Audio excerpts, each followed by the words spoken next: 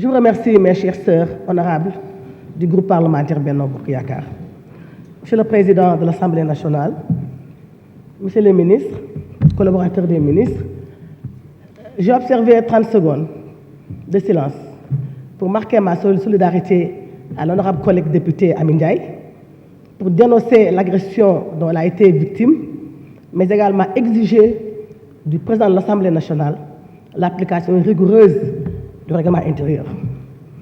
À la page 39 du règlement intérieur, l'article 53, quatrième paragraphe, il a été dit qu'en cas de crime ou de délit, le président de l'Assemblée fait dresser procès verbal et saisit immédiatement le procureur de la République.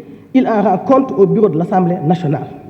Et je pense que nous avons été dans un cas de flagrant délit, et si par hasard nous ne souhaitons pas que le bébé que porte notre honorable collègue soit en danger, nous serons donc en face d'un crime.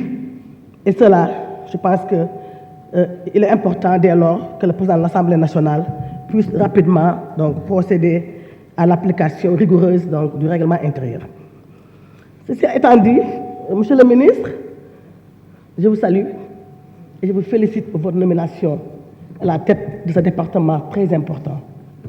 Vous avez été notre collègue, un collègue compétent, un collègue expérimenté, et là, vous n'êtes pas en terrain inconnu. Vous avez marqué l'Assemblée nationale de par vos interventions pertinentes, et ce n'est pas pour rien que je vous avais surnommé Ndanan. Monsieur le ministre, je voudrais, en tant que cadre portuaire, comme vous le savez, je suis portuaire, cadre du port, je voudrais saluer d'abord le lancement des travaux du port multifonction de Ndayane par le chef de l'État. Et cela a été fait au mois de janvier 2022. Un projet de son Excellence le Président Macky Sall qui permettra à terme la création de 100 000 emplois. Monsieur le ministre, je voudrais également me réjouir de la réception récente des travaux de réhabilitation du Môle 3, qui est destiné au trafic malien et qui a pu bénéficier d'un financement de 23 milliards. Monsieur le ministre, je voudrais aussi saluer la mise en place du plan d'urgence par le directeur général Mountaga Sy. Mountaga, c'est notre nouveau directeur général au Port autonome de Dakar. Un homme fast-track, un homme que nous avons connu à l'APIX et qui est compétent et qui, dès qu'il a été nommé à la tête du Port autonome de Dakar, a pris des initiatives courageuses, innovantes, mais également performantes. Donc, saluer la mise en place du plan d'urgence qui a permis de réduire significativement des navires en rade qui attendaient plus de 45 jours. Aujourd'hui, au port de Dakar, il y a 0 navire en rade. Monsieur le ministre, je voudrais également saluer l'opération de décongestion en cours au port de Dakar. Une initiative qui a permis de récupérer plus de 6 hectares au port. Et cela s'est fait véritablement sous donc, le magistère du nouveau directeur général du port, et saluer le processus également d'enrôlement de 2000 jeunes. Monsieur le ministre, je m'en vais à quelques suggestions et recommandations. Monsieur le ministre, je pense qu'il serait important de renforcer les pouvoirs de l'autorité portuaire pour une parfaite régulation de l'activité portuaire.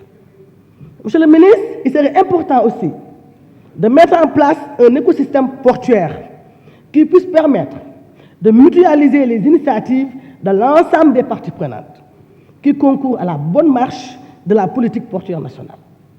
Monsieur le ministre, il est important, à mon avis, de rétablir le transport ferroviaire, qui est le transport de masse, qui puisse permettre de consolider le transport multimodal et de donner des solutions de continuité pour le transport de la marchandise vers sa destination finale et également vers les centres de production.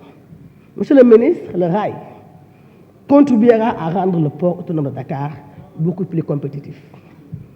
Parce que, comme vous le savez, il y a le trafic transit Mali et les autres corridors.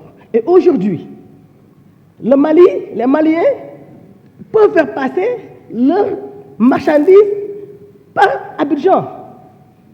Donc c'est très important, monsieur le ministre, à mon avis, que le chemin de fer soit véritablement repenser, parce que cela renforce la compétitivité du port de Dakar. Monsieur le ministre, j'en viens à Kaolack, ma région.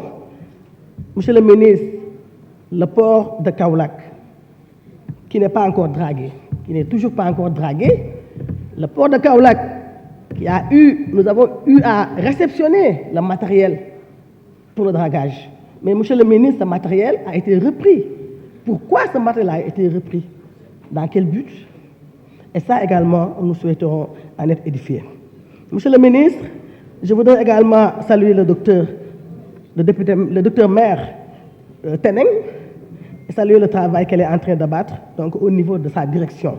Et terminer par dire, j'ai vu aujourd'hui dans la presse une honorable collègue députée qui était là assise quand Amindia a été agressée.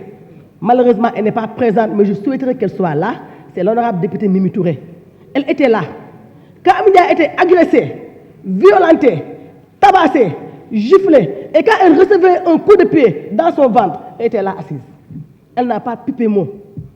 Et aujourd'hui, elle est dans les radios, dans la presse écrite, pour condamner et marquer sa solidarité. Moi, je pense qu'elle aurait dû le faire ici. Elle aurait dû magnifier sa solidarité, marquer sa solidarité à Amindiaye. Mais quand elle a pris la parole, elle a fait de la politique politicienne. Quand elle a pris la parole, qu'est-ce qu'elle a fait? Elle a parlé du second quinquennat du président Macky Sall. Quand elle a pris la parole, elle a parlé de la troisième candidature du président Macky Sall. Et je pense que l'opinion nationale et internationale qui nous suit condamne. Merci, chers collègues.